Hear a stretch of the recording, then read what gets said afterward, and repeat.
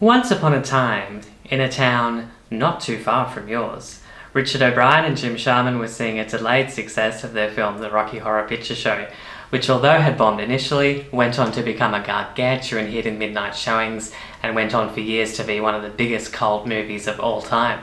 This humble success inspired Sharman and O'Brien to team up once again to write and direct a follow-up, in the hopes of capturing lightning in a bottle a second time. This is 1981's Shock Treatment.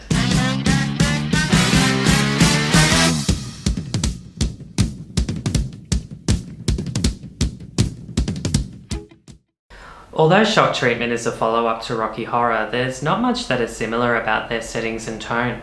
Whilst Rocky was a homage to B-grade science fiction and had cabaret influences, Shock Treatment is more of a satire of the influence of media, in this case, TV. The town of Denton now houses an enormous TV studio, run by the enigmatic and fairly flattering Farley Flavors. His studio runs different programs that he is designing in order to get to Janet, now married to Brad Majors and visiting the studio. After an embarrassing episode of a show called Marriage Maze, hosted by the eccentric and allegedly blind Bert Schnick, where the pair's relationship issues are blown up for Denton to see, Brad and Janet are thrown into another show called Dentonvale, a hospital of sorts run by brother and sister team Cosmo and Nation McKinley. They place Brad in captivity whilst Janet is quickly catapulted into stardom and popularity, which goes straight to her head and boosts her ego, which is precisely what Farley and his gang of TV presenters want.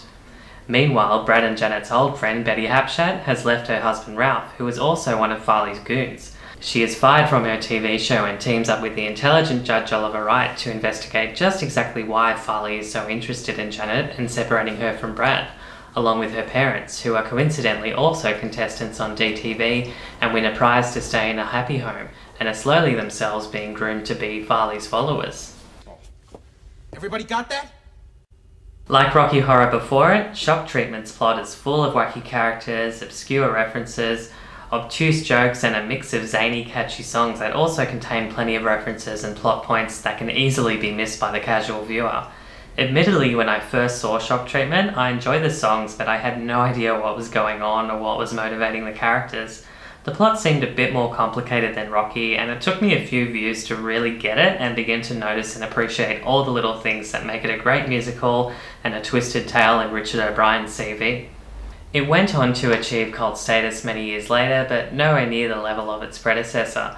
Many Rocky fans showed little interest due in part to the lack of Tim Curry as Frankenfurter and the characters of Brad and Janet being recast. In terms of the cast, we see many familiar faces back to play different characters, with the exception of Jeremy Newson as Ralph Hapschatt, who is the only actor to return as the same character he played in Rocky Horror. Richard O'Brien and Patricia Quinn are once again playing up the incestually comedic angle as the arguably unqualified doctors of Dentonvale, Cosmo and Nation McKinley.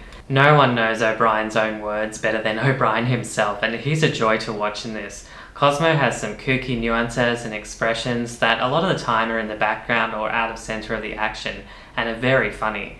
His chemistry with Patricia Quinn is just as on point here as it was in Rocky Horror. Charles Gray returns, but this time as Judge Oliver Wright, an intellectual who works together to expose Farley's plan with the delightful Ruby Wax as Betty Hapschatt. Little Nell, credited here as Nell Campbell, also returns as the chipper and pretty nurse assistant Nurse Anselong, who together with a young Rick Mayall as Rest Home Ricky, work with Cosmo and Nation to manipulate Janet whilst keeping Brad sedate and locked up. Perhaps the most zany and memorable performance in Shock Treatment is Barry Humphries as the blind German star of DTV and Farley's head lackey, Bert Schnick. Humphries is no stranger to comedy and character work. You might know him best as the iconic Australian housewife turned superstar, Dame Edna Everage. As Bert Schnick, he's wacky both in his physicality and the over-the-top German accent he gives the character, and O'Brien's script gives him many funny pieces of dialogue that he delivers brilliantly, right down to his pronunciation of Janet. Our returning central characters, Brad and Janet Majors, are back in Shock Treatment, and although it would have been really cool to see Susan Sarandon and Barry Bostwick reprise their roles from Rocky Horror, Jessica Harper and Cliff DeYoung bring their own style to the characters here, which works pretty well for the shift in subject matter. And although it's a little jarring on a first viewing, particularly in the difference of Harper's singing voice to Susan Sarandon, singing in a much bassier tone, you do still accept them as the pair and the iconic characters by the film's end. Harper plays Janet's naivety and frustration at the beginning of the film well and really lets loose as Janet finds stardom and comes out of her shell.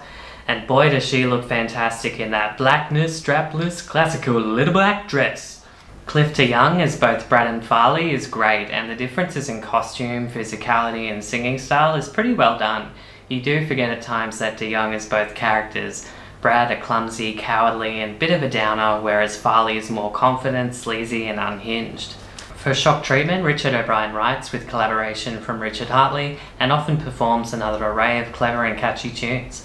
While none of them have the staying power of the hits of Rocky Horror, they're mostly memorable, funny and move the film along at a nice pace.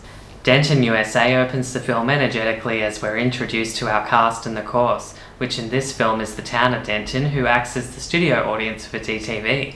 They even sleep overnight in their seats, and I love the big guy who looks like John Candy, who almost misses his cues a couple of times. There is bitchin' in the kitchen as Brad and Janet go on marriage maze and sing about their marital challenges through a clever mix of rhymes, material items and emotional disarray.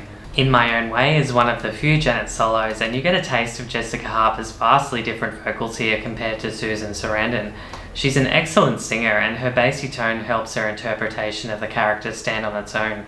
Years before people were using the term toxic masculinity, we get the song Thank God I'm a Man, where Janet's father, played by Manning Redwood, is performing tasks around the house while singing about how real men should conduct themselves.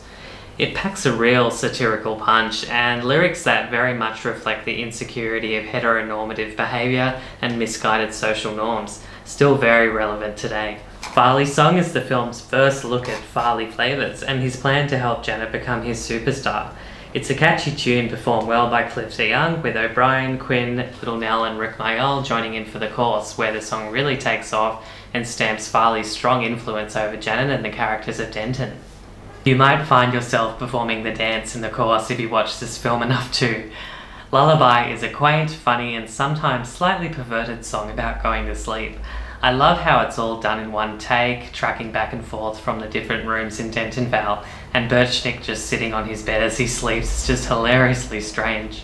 There's Little Black Dress, one of the showcases for Richard O'Brien's stingingly powerful talents as a vocalist, as we see Janet's turning point from innocent good girl into a TV star with a massive ego, leading into her TV debut with her new personality performing Me of Me, a very 80s sounding rock tune with more great vocals by Jessica Harper. As Janet embraces her stardom and goes to Brad to tell him just how fabulous she is, the film enters probably its best sequence and song, the title tune, Shock Treatment, containing more witty lyrics and a rockin' chorus mostly sung by Richard O'Brien.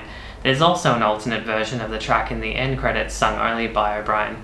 Musically, the film hits its peak here, but we're still treated to some memorable songs, including the melancholy Looking for Trade and another clever and boppy cast tune, Look What I Did to My Id, as Farley's team dances around a dressing room with mirrors while singing about how into themselves they are. Everyone gets a cool verse here, but O'Brien and Quinn's energy are again what makes it thoroughly enjoyable to watch. The secondary chorus cast of the film, the youthful and rebellious Oscar Drill and the Bits, provide the loud and boisterous Breaking Out, which fits in well as Oliver and Betty free Brad from his straitjacket and make their way to free Janet from the clutches of Farley and his goons. There is Dual Duet, where Cliff DeYoung duets with himself as Brad and Farley, another showcase for DeYoung's vocals and differentiating his two characters' singing styles, which wouldn't have been easy. And lastly, Anyhow Anyhow, as the protagonists escape Denton for a better life and the town of Denton becomes slaves to Farley's television monster. Shock Treatment's soundtrack doesn't contain as many hits as Rocky Horror, but there's still a lot of creative and memorable songs in it.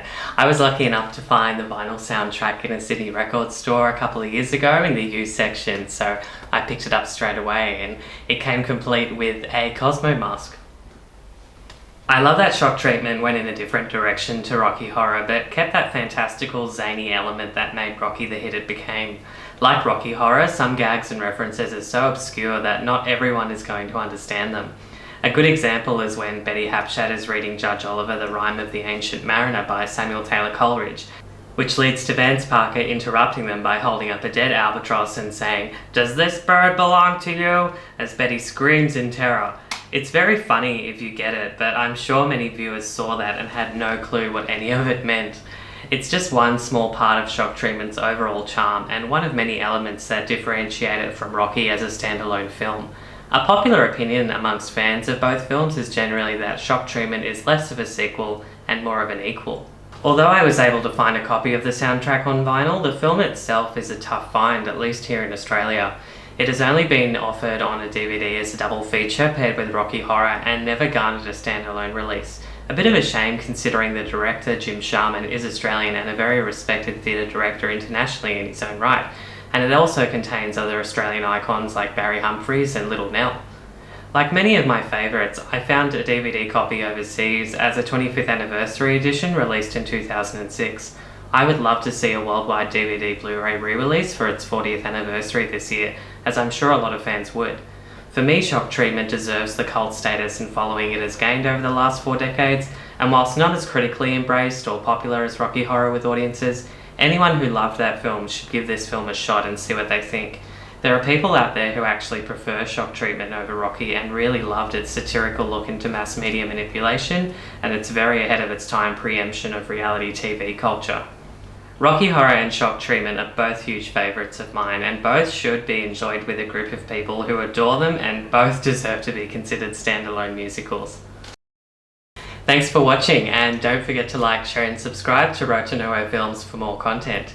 And until next time, trust me, I'm a doctor.